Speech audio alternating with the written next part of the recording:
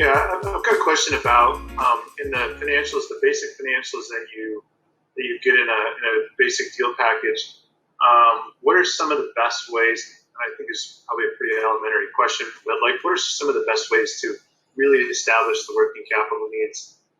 Besides just subtracting, you know, elements of the balance sheet. Like are there different rules of thumb that you quickly go through to try to establish that and perhaps even take it a step further and give it a grade, a certain business that's similar that has a, better or worse, cash flow based on the working capital needs or capex needs or whatever. Just curious how you, establish that before putting an LOI together. So that's not elementary at all. That's pretty graduate level if you're doing it right. So I'm gonna get to the bottom of this without putting anybody to sleep. Do I have permission? Go for it. All right. So EBITDA multiples are a lazy man's way of valuation, right? They're not accurate. They're not precise. It's private equity dudes are lazy, and it's way easier to say 3 to 5 times EBITDA than let me project the cash flows out 5 years meticulously and discount them back in my cost of capital in some fancy Excel model that I may not understand how to use to get the true valuation, right? So the multiple is a proxy for the real process, right? So what does that mean? In the real process, if I'm actually modeling out cash, it's not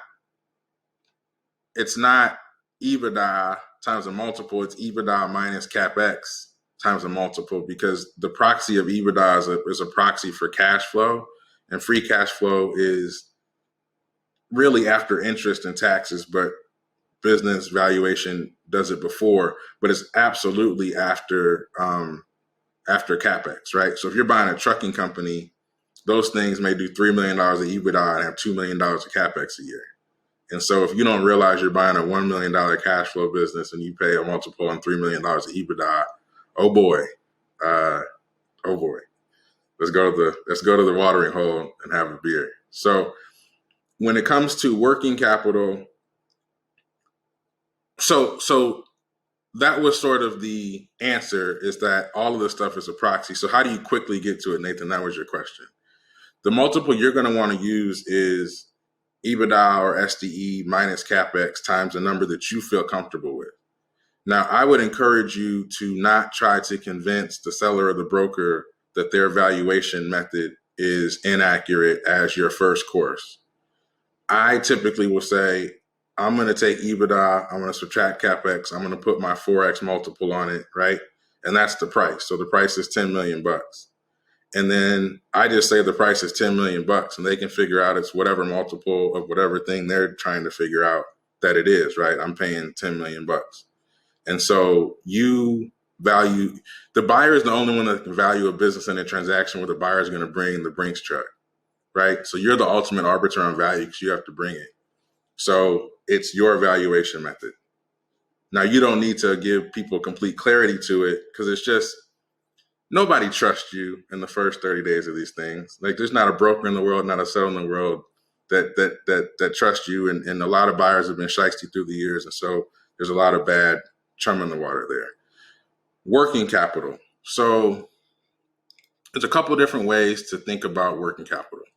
One is current assets minus current liabilities. Just simple, because most of these deals are cash-free, debt-free, and so you don't have to worry about cash. They're taking it, and you don't have to pay off any of the debt. For most businesses, that's really accounts receivable minus accounts payable, right? So then working capital becomes pretty easy. I typically take a year that's representative and average it as the first inclination of it if I'm looking for an LOI, because the real analysis is way more involved.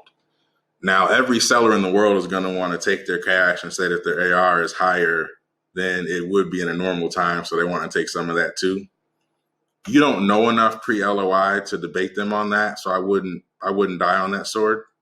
I'd use diligence as your way to go figure out what it really is and use the bank to be a stick in that, right? Now, the accounts receivable minus accounts payable is typically the upper end of the range on working capital. what some sellers and brokers will do, and it's kind of smart on their behalf, so I can't get upset at it, even though I kind of kick myself. Like, I almost wish I was dealing with a less intelligent broker and seller. They're going to say, look, I'm going to leave 2 months of expenses in the business and take everything else, right?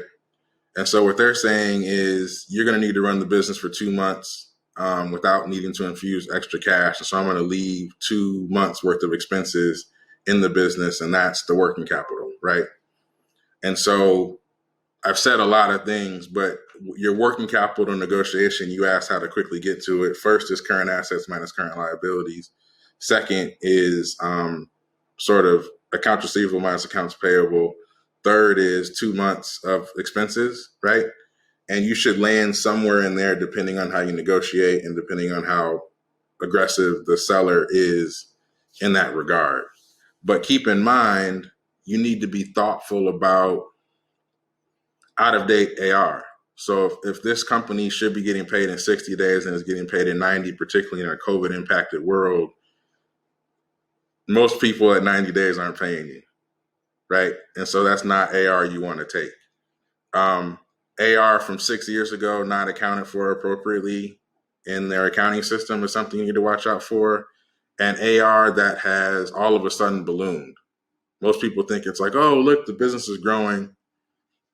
Every lie the seller gets to tell you at close, you pay them 3 to 5 times that lie. So what prevents me to not get into a finance class? AR is revenue moved from the income statement to the balance sheet. So I go sell $1 million worth of stuff right before I go show Nathan this book, and I put it in AR because the guy's surely going to pay me. And now my revenue went up $1 million, which is going to drop right to the bottom line in EBITDA. So $1 million excess EBITDA, right?